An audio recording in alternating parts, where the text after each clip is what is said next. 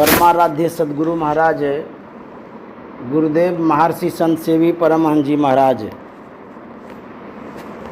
उपस्थित सत्संग प्रेमी महान भावों, माता एवं बहनों, हम लोगों का बड़ा भाग्य है जो सत्संग मिला हुआ है। मनुष्य का शरीर मिला हो और उसमें सत्संग मिल जाए तो कहते हैं सोने में सुहागा वाली बात होती है। लेकिन तुलसी पुरबिला पाप ते हरि चरण चर्चा न सुहाय, जैसे ज्वर के ताप से भोजन की रुचि जाए। जैसे जब बुखार होता है, टेम्परेचर बहुत बढ़ जाता है, हमारे शरीर में जो स्वाद ग्रंथि है विपरीत हो जाती है, उसमें स्वादे नहीं आता है। हाँ, और जब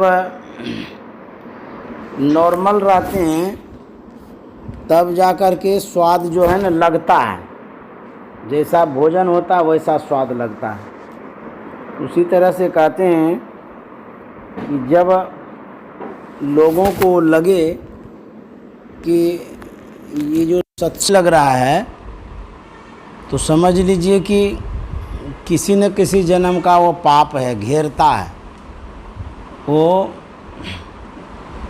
इधर लगने ही नहीं देता है मन को। तो ये पाप के कारण ऐसा होता है। गुरु महाराज कहते हैं मौत से डरना चाहिए, एक दिन मृत्यु होगी, ये याद रखना चाहिए कि हम मर जाएंगे। लोगों को मौत का डर नहीं है कि हम मरेंगे, ये बात को याद ही नहीं रखा है। जब मौत याद आ जाएगा तो डर लगेगा, तब जाकर के भगवत भजन करेंगे। अभी जो हम लोग रामायण से पाठ सुने, सुंदरकांड का पाठ था, उस समय का प्रसंग है जब माता सीता लंका में रावण के अधिकार में था, कब्जे में था। हनुमान जी आए हैं पता लगाने के लिए सीता माता का। पहले वो निरीक्षण करने लगे, देखने लगे कौन कहाँ क्या है। तो योद्धा लोगों को देखता है। उसके बाद एक जगह भगवान के नाम का उच्चारण कोई कर रहा था, वो था विभीषण। जब भगवान का नाम ले रहा था तो हनुमान जी के मन में हुआ कि यहाँ कोई न कोई हमारे सज्जन है, प्रेमी हैं, जो भगवान का उच्चारण कर रहा है। तो ब्राह्मण वेश में हनुमान जी गए थे। विभीषण की जब नींद खुली तो देखते हैं कि कोई ब्राह्मण है। तो विभीषण बड़े हर्षित होते हैं कि हमारे यहाँ भोर में कोई ब्राह्मण आए हैं, देवता आए हैं, आज मेरा बड़ा सौभाग्य है। तो पूछते हैं कि आप कौन हैं, कहाँ आए हैं। तब हनुमान जी ने अपना परिचय दिया था, मैं राम का दूत हनुमान हूँ। सीता माता का जो अपहरण हुआ है उसका पता लगाने के लिए मैं यहाँ आया हूँ, राम के काज को बनाने आया हूँ। तो विभीषण बड़ा हर्षित हुआ, खुश हुआ। जब सीता माता दुखी थी, कितना दुख था पता है सीता माता को, कितना दुख था। सीता माता इतने दुखी हो गई थी कि वो अपने प्राण को भी अंत करना चाह रही थी। माता ने कहा कि अब मैं रह करके क्या करूँगी, जब हमारे भगवान ही नहीं हैं, हमारे पतिदेव ही नहीं हैं, और मैं उस बीहर जगह में आ गई हूँ जहाँ किसी को पता भी नहीं चलेगा। तो आशा और उम्मीद तो अब है नहीं, इसीलिए हम रह करके क्या करेंगे, मर जाएंगे। जब विपत्ति आती है ना, दुख जब आता है, व्यक्ति घबरा जाता है, घबराता है ऐसा कि उसको कुछ रास्ता ही नहीं सूझता है। तो वहाँ एक राक्षसनी थी त्रिजटा, थी तो राक्षसनी, रावण की पक्षधर थी वो, लेकिन उनके अंदर में कुछ ना कुछ सात्विक संस्कार था। देखिए, जितने मानव हैं या प्राणी हैं, सबके अंदर में सब तरह का गुण होता है। तो त्रिजटा जो थी अच्छी स्वभाव की थी। सीता माता ने जब कहा कि अब मैं रहना नहीं चाहती हूँ, मरना चाहती हूँ, अब रह करके मैं क्या करूँगी, तो त्रिजटा ने समझाया था कि बेटी घबराना नहीं चाहिए, विपत्ति आती है फिर जाती भी है। सीता माता कहती है कैसे आएगी जाएगी, अब मुझे कोई जानता ही नहीं है जो मुझे यहाँ से छुड़ा के ले जाएगा, और मैं इस आतताई पापी रावण के कब्जे में रह कर के अपने जीवन को क्यों रखूँगी, इससे मर जाना अच्छा है। कितनी दुखी हो गई, वो जीवन को ही समाप्त करना चाहती। लेकिन त्रिजटा ध्यान दिलाती है, ढाढ़स दिलाती है, समझाती है, बुझाती है, कोई न कोई सहारा होगा। अरे तुम्हारे प्रभु जी आएंगे, तुमको छुड़ा करके ले जाएंगे। अब राक्षसनी कह रही है, लेकिन सीता माता इतनी घबराई है, वो कहती है कि नहीं नहीं, अब कोई नहीं आएंगे हमको यहाँ पर छुड़ाने के लिए, क्योंकि प्रभु श्री राम को तो पता ही नहीं कि कौन हमको उठा के ले आया है और कहाँ लाया है।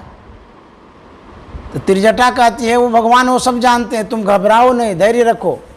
यहाँ तक सीता ने माता ने ये भी कहा दिया कि हम जो है ना आग हमको ला करके दे दीजिए, हम अपने को जला के ख़त्म कर देंगे।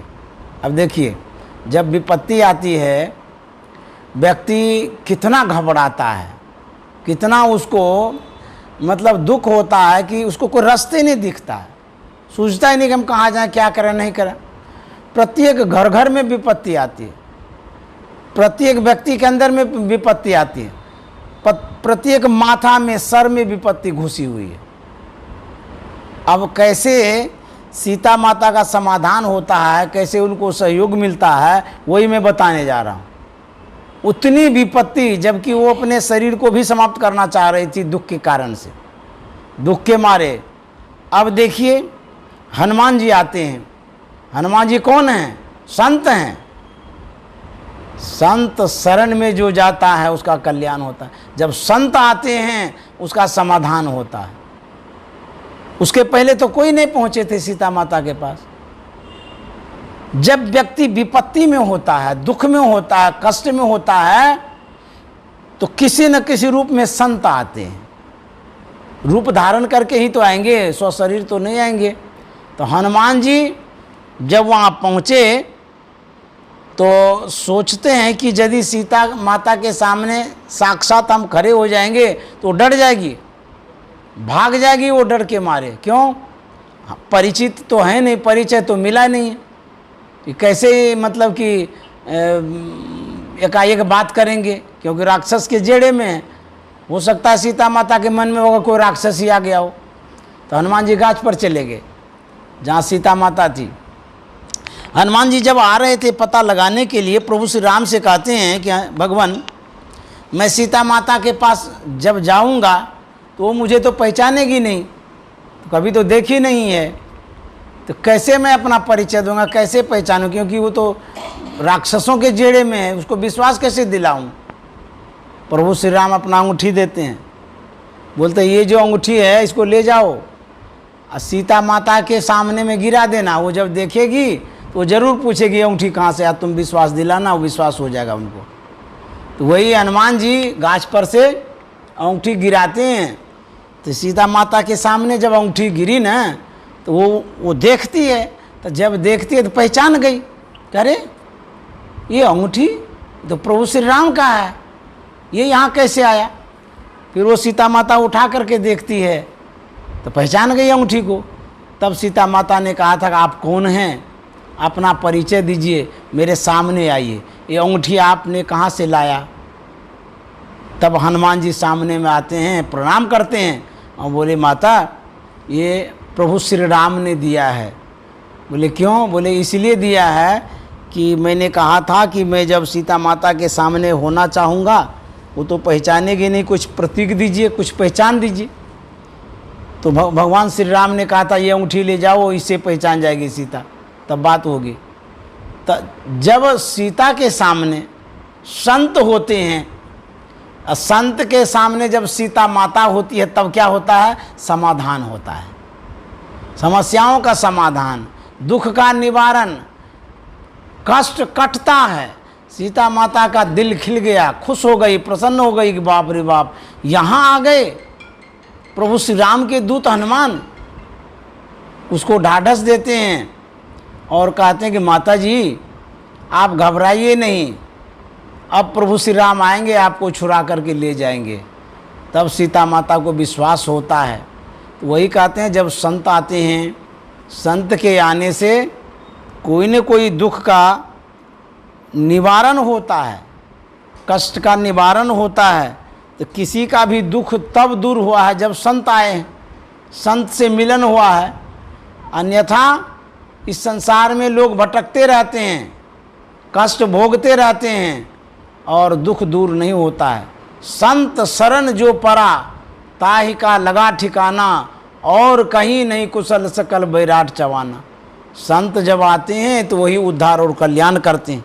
तो हनुमान जी ने माता सीता का दुख दूर किया, और हनुमान जी संत थे।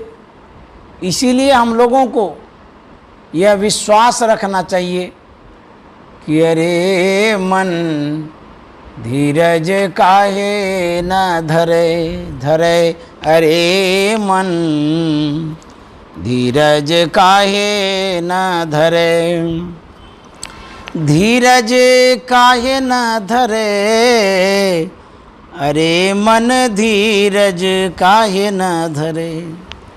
कबीर साहब कहते हैं कि मन धैर्य रखो, धीरज रखो, तब काम सरेगा। रामकृष्ण परमहंस ने कहा है जो सहता है उनकी बनती है, जो सहना नहीं जानता उसका सब कुछ बिगड़ जाता है। सहने का मतलब ये है कि हमारे ऊपर संकट जब आता है तो उसमें धैर्य रखिए। धैर्य जो रखता है उसी का काम बनता है, जो अधीर हो जाता है सब काम बिगड़ जाता है, चौपट हो जाता है। और तो संत महात्मा कहते हैं अरे मन धीरज काहे न धरे, नहीं ठीक है, धैर्य रखिए। जब भगवान बुद्ध भ्रमण कर रहे थे, साथ में आनंद भी था। भगवान बुद्ध को प्यास लगी, उन्होंने आनंद से कहा कि आनंद पास के झरने से जल ले आओ पात्र में। आज्ञा पा करके आनंद पात्र लेकर के जाता है। झरने में जल जैसे ही लेगा कि उसी समय एक बैलगाड़ी वाला आया, उस झरना में घुसा दिया। उसमें जो घुसा दिया तो जो जल शुद्ध था, स्वच्छ था, वो गंदा हो गया, पेय हो गया। अब आनंद सोचता है कि इतना गंदा जल कैसे ले जाएंगे भगवान बुद्ध के पास। तो ऐसा करते हैं कि दूसरे जलाशय से ले आते हैं। जो सच्चा सेवक होता है अपने मन से कुछ नहीं करता, स्वामी के मन से करता है। आनंद ला सकता था जल दूसरे झरने से, लेकिन फिर सोचता कि नहीं नहीं, जब तक भगवान बुद्ध की आज्ञा नहीं होगी तब तक दूसरे झरने में जल लेने के लिए जाना ठीक नहीं है। देखिए, अच्छे सेवकों की ये पहचान है, अपने से अकल नहीं लगाते हैं। तो यहाँ से पहुँचे, भगवान बुद्ध ने कहा कि आनंद जल लाया। आनंद ने कहा बनते जल नहीं लाया। बोले क्यों? बोले कि जिस जलाशय में मैं गया था जल लेने के लिए, अब जल लेता कि उसी समय बैलगाड़ी बुलाया, बैलगाड़ी घुसाया, गंदा हो गया, नहीं लेकर के आया। मैं आपसे आज्ञा लेना चाहता हूँ कि आपकी आज्ञा हो, आदेश करें तो दूसरे झरने से जल ले आऊँ। भगवान बुद्ध ने क्या कहा कि नहीं, तुम उसी में जाओ। देखिए, भगवान बुद्ध बोलते हैं कि तुम उसी झरने में जाओ जल लेने के लिए। तो आज्ञा जब हो गई तो अब जाना है।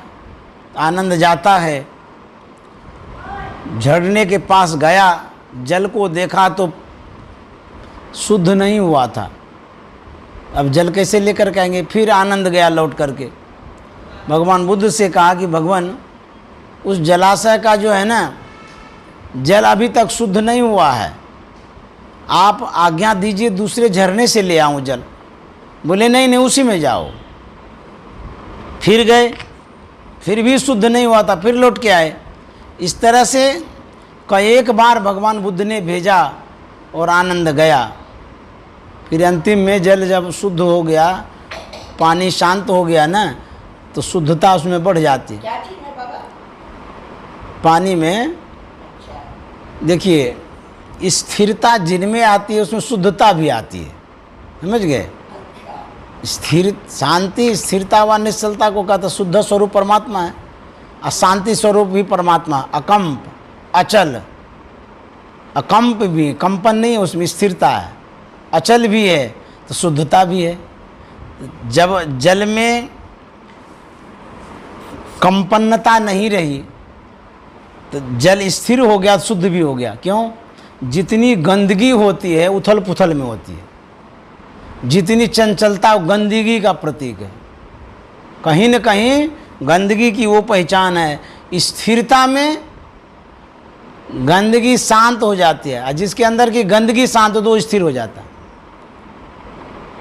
तो तालाब में जब हलचल होता है तो गंदगी बढ़ती है। क्यों? धूल आती है, कीचड़ जो है कि घूमने लगता है उसमें। तो जब स्थिर हो गया जल तो शुद्ध हो गया पानी।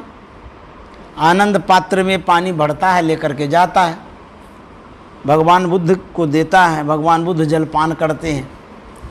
उसके बाद भगवान बुद्ध ने आनंद से क्या कहा, ये इम्पोर्टेंट है, यही जरूरी है सुनना। जो बातें होती भूमिका होती है, लेकिन निचोड़ में जो 2 पॉइंट होता है वही जीवन के लिए काम का आता है। ये तो घुमा के कह रहे थे समझाने के लिए। तो जो भगवान बुद्ध कह रहे हैं वही इम्पोर्टेंट है। क्या इम्पोर्टेंट है? भगवान बुद्ध ने कहा कि आनंद, जिस तरह से उस जलाशय का जल बैलगाड़ी के गुजरने से गंदा हो गया, अपेय हो गया, शुद्ध हो गया, ठीक उसी तरह से हमारे मन में विकार रूपी बैलगाड़ी चलते रहता है, चलती रहती है विकार रूपी बैलगाड़ी। ये तो गंदा होते रहता है मन। इसका मतलब ये नहीं कि हम पलायन कर जाएं, भाग जाएं। तब भगवान बुद्ध ने कहा स्थिर रहो, धैर्य रखो। भगवान बुद्ध ने कई एक बार उसी में क्यों भेजा? इसीलिए भेजा कि देखो धीरज रखने से काम बनता है, अधीर होने से काम बिगड़ जाएगा। तो धैर्य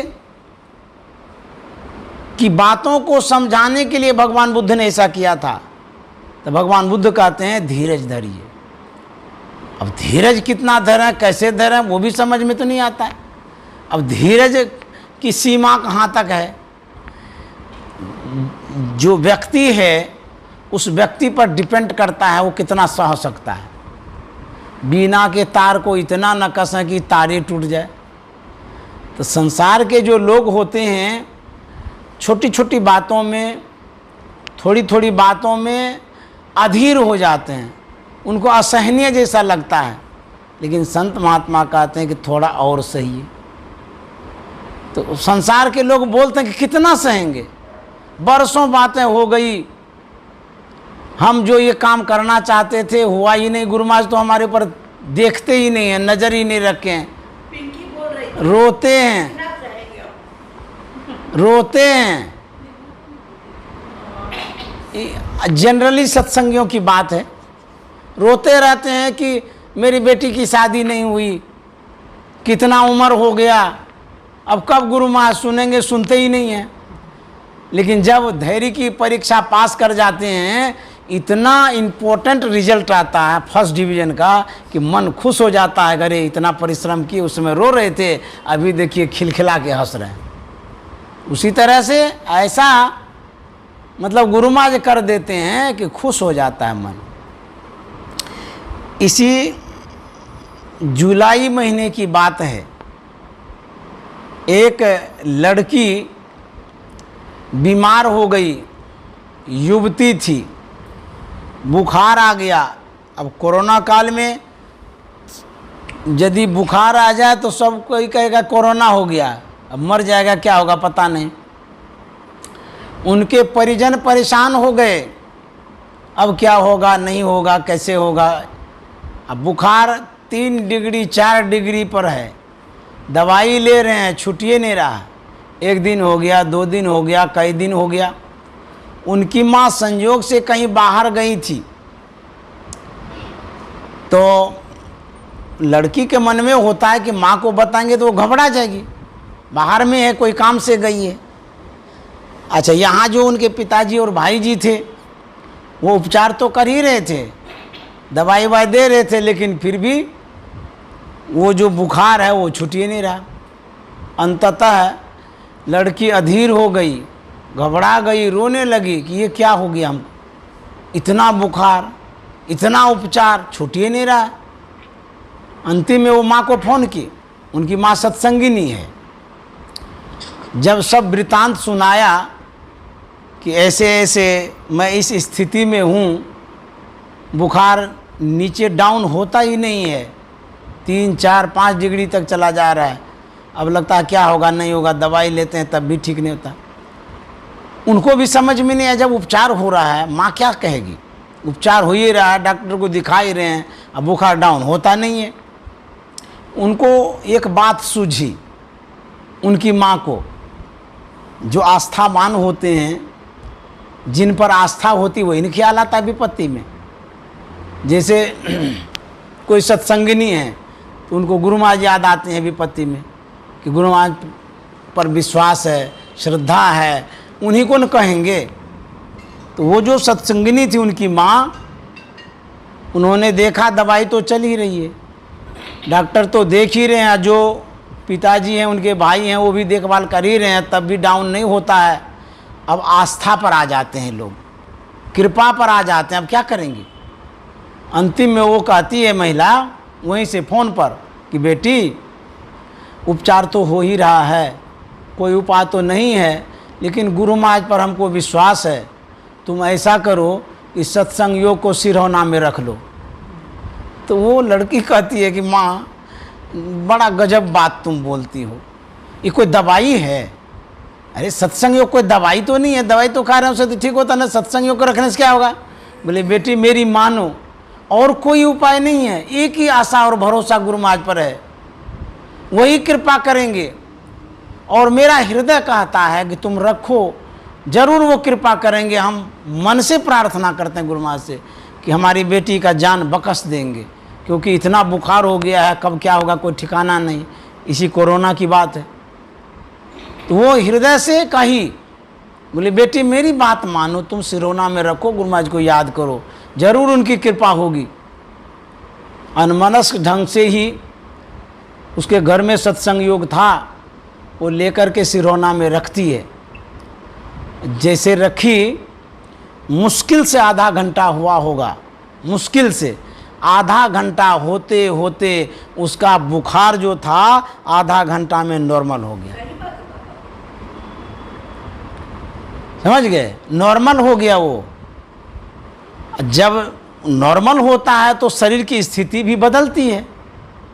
उनको अच्छा लगा, फिर वो जांच किया बुखार को, तो बुखार जब जांचता है तो जहाँ 104-105 तक था वो नॉर्मल हो जाता आधा घंटा में। तो लड़की ने कहा भाई से कि भैया मेरा बुखार तो नॉर्मल हो गया। तो उनका भाई क्या कहता है, अरे ऐसा कैसे हो सकता है, कई दिन से इतना टेम्परेचर था और नॉर्मल हो ही नहीं रहा था, हो सकता है कोई भूत पिचास तो नहीं कर दिया है, कोई टोटका तो नहीं कर दिया, ऐसे कैसे हो सकता है कि आधा घंटा में इतना परिवर्तन हो गया। तो लड़की ने बताया कि माँ ने ऐसे ऐसे कहा था कि सत्संग योग रखो, गुरु महाराज की कृपा होगी, जरूर गुरु महाराज कृपा करेंगे तो कम होगा, लाभ मिलेगा। तो वही मैं रखी थी। उसके बाद जब उनको इस तरह से हुआ तो उन्होंने मुझे फ़ोन किया, ये कोई बना करके नहीं कह रहे हैं, हमको क्या पता किसको क्या हुआ नहीं हुआ, लेकिन उन्होंने फ़ोन किया मुझे, लड़की वो सब वृत्तांत बताती है कि ऐसे ऐसे हुआ। बोली बाप रे, देखिए गुरु महाराज का जो सत्संग योग है, आस्था बना करके आप यदि उसको मानते हैं, मानने से क्या नहीं होता, कहते हैं कि मानिए देव नहीं तो पत्थर। पत्थर में भगवान है, मानिएगा तो ठीक है, नहीं तो उस पत्थर को पैखाना रूम में बना दीजिए, गंदगी पर दे दीजिए उस पत्थर को, उसी पत्थर को मानिए तो देखिए भगवान है वो। उसी तरह से एक आस्था थी उनकी, विश्वास था गुरु महाराज के ऊपर जरूर कृपा करेंगे, तब जाकर के कृपा किए तो उसका बुखार नॉर्मल हो गया, ठीक हो गई। ये कोई दूसरे की बात सुनी सुनाई नहीं है, हमारे निकटवर्ती कोई हैं वो इन्हीं ने बताया है। इस तरह से धीरज रखने से काम होता है। जब हमारे गुरुदेव संसार से जा रहे थे तो उसके एक दिन पहले रविवार था। महर्षि संत सेवी जी महाराज की बात कहते हैं, रविवार में उन्होंने सत्संग किया और संदेश दिया लोगों को, अंतिम संदेश, धीरज धरे तो कारज सरे। बहुत बातें हुई थी उनमें, बहुत कुछ कहा गया था, लेकिन एक शब्द याद है, कहते हैं धैर्य रखिए तो काम बनेगा। अब धैर्य की कहाँ तक सीमा है, कहाँ तक धैर्य रखा जा सकता है। बोलते हैं कि आस्था में आप जितना जुड़े हुए रहेंगे, आस्था जितनी बढ़ती जाएगी, धैर्य रहेगा तो उसमें कृपा भी होती रहेगी। तो कबीर साहब कहते हैं, शुभ अरु अशुभ कर्म पुरबले, रति घटे न बढ़े, होनहार होवे पुनि सोई, चिंता का ये करे। होनहार होवे पुनि सोई, चिंता का ये करे। अरे मन धीरज काहे न धरे। शुभ और अशुभ कर्म पूर्विले, जो शुभ अशुभ कर्म है वह कर्म पीछा करता है। पिछले जन्म में अशुभ जो कर्म हो गया है इस जन्म में भी पीछा करता है, दुख देता है। पिछले जन्म में जो शुभ हो गया है इस जन्म में वो सुख देता है। तो कहता है शुभ और अशुभ कर्म पूर्विले, रति घटे न बढ़े। कहते हैं जो शुभ और अशुभ कर्म आपने किया है उसका फलाफल मिलेगा। और होनहार हो वही पुनि सोई, चिंता काहे करे। कहते हैं जो होने वाला है वो होगा, आप चिंता क्यों करते हैं, भविष्य की चिंता नहीं करिए। तब कहते हैं धीरज रखिए और वर्तमान में जो पुनीत कर्तव्य है उनको निभाइए, उनको करिए। ऐसा तो नहीं कहा गया है कि मन में धीरज रखिए या कुछ नहीं करिए, कुछ तो करने के लिए कहा ही गया है। आस्था बना के रखिए, विश्वास बना के रखिए और जो कर्म है उस कर्म को करिए। तो आस्था से व्यवस्था होती है, कृपा होती है। अब आगे क्या कहते हैं कबीर साहब, पशु पंछी सब कीट पतंगा, सब ही की सुधि करे। अरे मन धीरज काहे न धरे। पशु पंछी सब कीट पतंगा, सब ही की सुधि करे। पशु, वह पशु जो जंगल में है, उसके कोई भी देख रेख करने वाले नहीं हैं, आखिर उनका कौन देखने वाला है। कहते हैं उसका भी देखने वाला कोई भगवान है। सभी की सुधि करे, सब की सुधि लेते हैं भगवान। गर्भवास में खबर ले तो हैं, बाहर क्यों बिसरे। कबीर साहब धीरज दिलाते हैं, समझाते हैं कि जब हम गर्भ में थे, कितनी छोटी सी कोठरी थी माँ के पेट में जब थे, कितनी गंदगी थी, चारों तरफ गंदगी, अंधकार में कोठरी, वहाँ पर गंदगी ही गंदगी, उस बीच में रह गए बच्चा। कितने दिनों तक? 9 महीनों तक। अब देखिए, माँ जो भोजन करती है सब कुछ वो पचाती है जठराग्नि के कारण। रोटी खाती है वो पचा देती है, भात खाती है वो पचाती है, भूजा खाती है वो पचाती है, कोमल और कठोर पदार्थों को खा के वो पचाती है। लेकिन जो बच्चा पेट में पल रहा है वो कोमल से भी कोमल है, उसमें पचता नहीं है। तो किनकी कृपा है?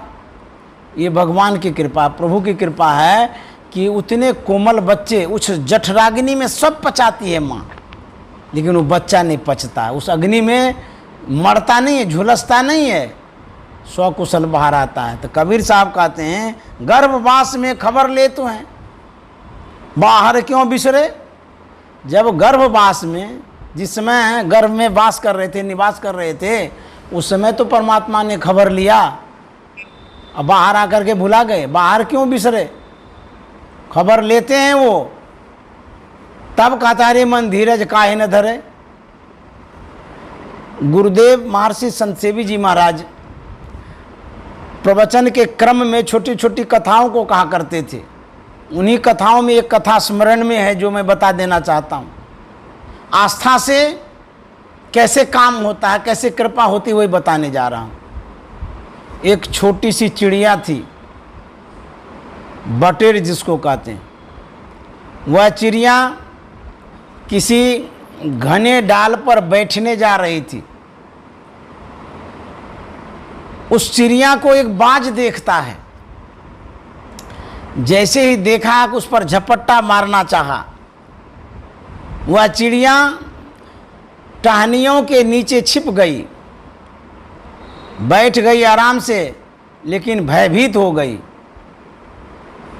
जब चिड़िया नज़र नीचे करती है तो नीचे में एक शिकारी बैठा था। उसने जब चिड़िया को देखा तो बाण तान दिया मारने के लिए, धनुष बाण तैयार करके बाण लगा दिया कि अब चलाएंगे। वह छोटी सी चिड़िया नीचे में जो शिकारी को देखा कि बाण तान दिया है, अब तो और घबरा गई कि अरे राम ये क्या हो गया। नीचे में शिकारी बाण तान दिया मारने के लिए, ऊपर में बाज मंडरा रहा है खाने के लिए। दोनों तरफ से मरण हमारा। अब बुझिए तो कैसी विषम परिस्थिति है ये, विकट परिस्थिति है ये, वेदना से भरी हुई परिस्थिति है। दुख ही दुख है, ऊपर में दुख, नीचे में दुख। अब जाए तो कहाँ जाए। कहते हैं जब व्यक्ति घिर जाता है समस्याओं से, उसको कुछ भी यदि नहीं सूझता है तो भगवान को याद करना चाहिए। जब भगवान को याद करते हैं तो कोई न कोई समाधान आता है। चिड़िया सोचती है दोनों तरफ से मरण हमारा, नीचे में शिकारी मारबे करेगा, निशाना लगा रहा है। उड़ते हैं तो बाज झपट्टा मार के खाइए जाएगा, अब तो हम मर ही जाएंगे। लेकिन अंतिम में प्रभु का नाम ले लेते हैं, पुकारते हैं। उनके पास कोई न कोई बचाने का शस्त्र होगा, कोई न कोई उपाय होगा। जो हम लोग सोच नहीं सकते हैं वैसा उपाय उसके पास रहता है। चिड़िया बैठ करके आंख बंद कर ली, समर्पण कर दिया, अब तो मरना है ये है, अब क्या करना है। समर्पण कर दिया और कहती है अब की राख ले हो भगवान, मैं नाथ बैठी द्रुम डलियाँ पार दी तानियो बान। देखिए, व्यक्ति अपने बल को कमज़ोर समझ जब लेता है, अब कुछ नहीं होगा, अब तो गए काम से। लेकिन प्रभु पर भी तो भरोसा रखना है, उसके पास जो बल है उसका तो भरोसा रखना चाहिए कि चलो हमारे पास नहीं है बल, कोई बात नहीं है, प्रभु तो सामर्थ्यवान है, समर्थवान है। वो चिड़िया समर्पित कर देगा, अब हम मर ही जाएंगे, लेकिन फिर भी एक आशा, कहीं न कहीं कोने में एक आशा लगी हुई है कि कहीं कृपा हो जाए। वो कहते अब की राख ले हो भगवान, मैं अनाथ बैठी द्रुमडनिया अपारधितानियो बान। हे भगवान अब क्या होगा, ये तो शिकारी बांध तान दिया है, ऊपर में बाज मंडरा रहा है, तो दोनों तरफ से मरण हमारा है, अब तो हम गए काम से, आप ही रक्षा कर सकते हैं भगवान। ये प्रभु आप बचा सकते हैं, नहीं तो और कोई उपाय नहीं है। आंख बंद करके चिड़िया स्मरण कर रही थी प्रभु को, और शरीर को पूरा एकदम समर्पित कर दिया। शरीर पर कोई ध्यान नहीं है, कोई सुधि ही नहीं है कि अब क्या होगा इसका, कौन किधर से बाण लगेगा और किधर से बाज मारेगा। जानते हैं क्या होता है? शिकारी निशाना लगा रहा था चिड़िया पर, क्योंकि निशाना लगाएगा तब तो बाण छोड़ेगा, चूक जाएगा तो गड़बड़ हो जाएगा। तो निशाना लगा रहा था, इधर बाज मंडरा रहा था वहीं पर कि अब बटेर को पकड़ के खाएंगे, उड़ेगी। चिड़िया जो प्रार्थना कर रही थी, प्रार्थना में बल होता है। यदि कुछ नहीं आता है तो प्रार्थना करनी चाहिए, बोलने भी नहीं आता तो मन ही मन करनी चाहिए। भगवान सब भाषाओं को जानते हैं, सब भाषाओं को समझते हैं। बोलने आवे या ना बोलने आवे, अपने मने मन प्रार्थना करिए, पुकारिए। चिड़िया जो पुकार रही थी, प्रभु उस पुकार को सुनते हैं। भक्त के दुख को दूर करने के लिए प्रभु प्रेरित होकर के, एक सांप, उसी जगह एक जंगल था, उसी जंगल में एक बिल था, उसी बिल में सांप था, विषधर सांप। प्रभु प्रेरणा से प्रेरित होकर के वह सांप उस बिल से निकलता है, सीधे जाता है शिकारी के पास, उसके पैर में काट खाता है और सांप भाग जाता है। शिकारी को तुरंत विष चढ़ जाता है। शिकारी जो निशाना लगा रहा था, विष चढ़ने के कारण उनके शरीर में कंपन्नता आ गई। विष चढ़ गया ना, शरीर कपने लगा विष के मारे। निशाना तो स्थिरता में लगता है, स्थिरता होगी तब ना निशाना लगाएंगे। और शरीर हिलने लगा था, ना स्थिर हो गया ना। वो शिकारी बाण छोड़ता है, बटेर को मारने के लिए बाण छोड़ता है। शरीर में कंपन्नता जो हो गई सांप के काटने से, तो बाण यहाँ से छूटा लेकिन चूक हो गया, बटेर को नहीं लगा। बटेर से थोड़ा अलग हो करके सीधे जो बाण इधर से गया, ऊपर में जो बाज मंडरा रहा था उसी के शरीर में लग गया। बाण लगा बाज को, बाण लगने से उधर बाज धराशायी हो जाता है, मर जाता है। सांप के काटने से इधर शिकारी मर जाता है और बीच में चिड़िया बच जाती है। देखिए, आस्था से व्यवस्था होती है, ये कहानी है। गुरुदेव कहा करते थे, कृपा होती है जब पुकारते हैं तो। यदि आपके पास कोई सहारा नहीं है तो एक सहारा है, जिस सहारा को महसूस करिए, आवश्यकता जरूर समझिए उसको, उसकी। तो उसी तरह से कबीर साहब कहते हैं, गर्भवास में खबर ले तो हैं, बाहर क्यों बिसरे। मन तू हंसन से साहिब तजी, मात पिता सुत संपत्ति दारा, मोहे जा ज्वाल जरे। मन तो हंसन से साहिब तजी, भटकत काहे फिरे। सतगुरु छाड़ और को ध्यावे। देखिए कितनी अच्छी बात, कितनी आस्था भरी बात, कितना समर्पण शब्दों में है कबीर साहब के बातों में। कहते हैं, मन तू हंसन से साहिब तजी। अरे मन, तू तो हंस है, परमहंस का संतान है, की संतान है, बच्चा है। तुम हंसन को तजी, अर्थात संत सदगुरु को छोड़ करके भटकत काहे फिरे। तू कहाँ भटकता है, कहाँ जाना चाहता है? तुम भटकते रहोगे। सतगुरु छाड़ और को ध्यावे, तब कारज एक न सरे। अरे मन धीरज काहे न धरे। कहता सतगुरु छाड़ी, सतगुरु को छोड़ करके यदि तुम इधर उधर भटकते हो तो कबीर साहब कहता तुम्हारे को काम नहीं बनेगा।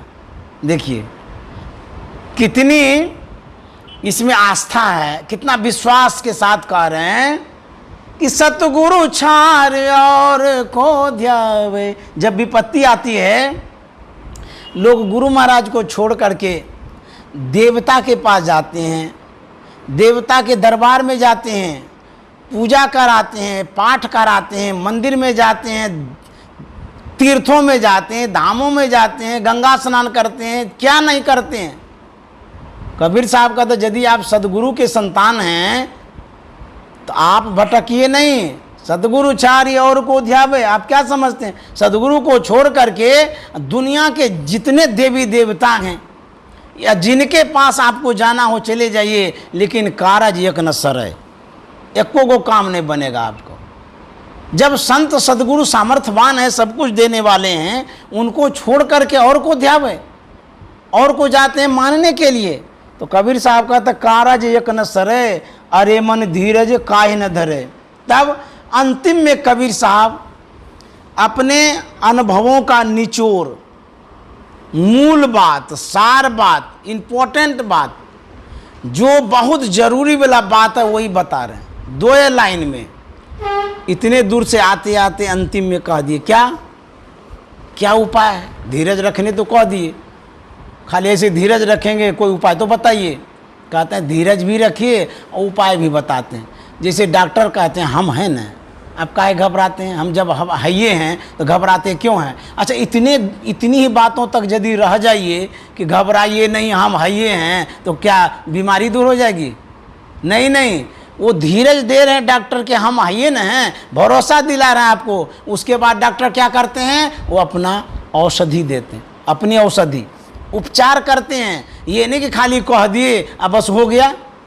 तो कहना भी जरूरी है, धैर्य दिलाना भी जरूरी है, ढाढ़स दिलाना भी जरूरी है। और सिर्फ ढाढ़स से ही काम नहीं चलेगा। तो कबीर साहब का तो धीरज रखो, ये तो ढाढ़स हो गया। अब उपचार के लिए कुछ न कुछ तो उपाय बताएंगे। तो क्या उपाय बतला रहे हैं? ढाढ़स के बाद साधुन सेवा कर मन मेरे, साधुन सेवा। देखिए, विपत्ति है, दुख है, कष्ट है, घबरा रहे हैं, तो कबीर साहब कहते हैं धैर्य रखो, काम बनेगा। और क्या उपाय बतलाते हैं करने के लिए? साधुन सेवा कर मन मेरे। कहते हैं वाह, इतना मतलब विपत्ति में, संकट में, समस्याओं में, उलझनों में धैर्य रखने के इतना तो चलेगा, लेकिन अब कहते हैं कि साधुन सेवा कर मन मेरे। साधु सेवा करने के लिए कहते हैं इससे होगा क्या? साधु सेवा करेंगे तो इससे होगा क्या? कहते हैं ये थोड़ा सा टैबलेट है, ये समझ गए, यही उपचार की औषधि है, थोड़ी सी है, छोटी सी है, कारगर है। कहते बाप रे, साधु सेवा? हाँ, साधु सेवा करेंगे, कितनी बड़ी औषधि है, कितना बड़ा उपचार है। तो कबीर साहब कहते यदि इतना आप कर लेते हैं तो कोटिन व्याधि हरे, अरे मन धीरज काहे न धरे, साधुन सेवा कर मन मेरे, कोटिन व्याधि हरे, अरे मन धीरज काहे न धरे। बाप रे बाप। कहते हैं यदि साधु की सेवा करेंगे, कोटिन व्याधि हरे, कोटि में ना करोड़ों, व्याधि में ना, व्याधि का मतलब होता है दुख, कष्ट, संकट, समस्या, उलझन, दुख, यही तो विपत्ति है, यही तो व्याधि है। व्याधि में ना रोग भी होता है, और व्याधि में ना ये संकट भी होता है, दुख भी होता है। रोग से क्या होता है? दुखित होता है। कहते हैं कोटिन व्याधि हरे, हरण हो जाएगा व्याधियों का। कहत कबीर सुनो भाई साधो, कहत कबीर सुनो भाई साधो, सहज में जीव तरे, अरे मन धीरज काहे न धरे, अरे मन धीरज काहे न धरे। कबीर साहब कहते हैं कि मेरी बातों को सुनो और सुन करके जो मैं कह रहा हूँ उतना ही करो, तब क्या होगा? कहा सहजे में जीव तरे, भवसागर से पार हो जाएंगे, संकट दूर हो जाएगा, दुख दूर हो जाएगा। कहते हैं धैर्य भी रखिए, और जो जैसे डॉक्टर कहते हैं धैर्य रखिए, घबराइए नहीं, हम आपके साथ हैं, उसी तरह से संत सदगुरु कहते हैं हम आपके साथ हैं। गुरु महाराज हमारे साथ हैं। गुरु महाराज कह रहे हैं मैं आपके साथ हूँ। यदि उनके आप भगत हैं तो गुरु महाराज आपके साथ हैं, आपके साथ मैं हूँ। मैं हूं, लेकिन मैं बतला रहा हूं कि सत्संग करो, ध्यान करो, साधु सेवा करो। ये भी जरूरी है। धैर्य, धैर्य तो रखना ही है, विश्वास और धैर्य दोनों रखना है। उसके बाद गुरु महाराज ने जो कहा है सत्संग और ध्यान करो, इसको भी करना है। और लोग विपत्ति में छोड़ देता है, कौन करेगा, हमारा तो मन लगता ही नहीं है, क्या हम सत्संग और ध्यान करेंगे। गुरु महाराज तो दुख पर दुख दे दिए। गुरु महाराज किसी को दुख क्यों देंगे, वो तो आपके कर्म के कारण आया हुआ है। तो विपत्ति में लोग जो है ना शुभ कर्मों को करना छोड़ देता है, सोचना भी छोड़ देता है, उल्टे और भटकने लग जाते हैं। जिस शुभ कर्म करने से, सत्संग करने से, ध्यान करने से संकट कटेगा, उसी को विपत्ति में छोड़ देते हैं। तो गुरु महाराज कहते हैं विपत्ति में दो औषधि है, एक धैर्य रखिए, विश्वास रखिए, और उसके बाद सत्संग ध्यान करते रहिए। इसी के द्वारा आपका संकट जो है, दुख है, दूर होगा। अन्यथा आप भटकते रहेंगे, सदगुरु को छोड़ करके दुनिया में कहीं भी चले जाइए, दुख दूर नहीं होगा। श्री सदगुरु की जय।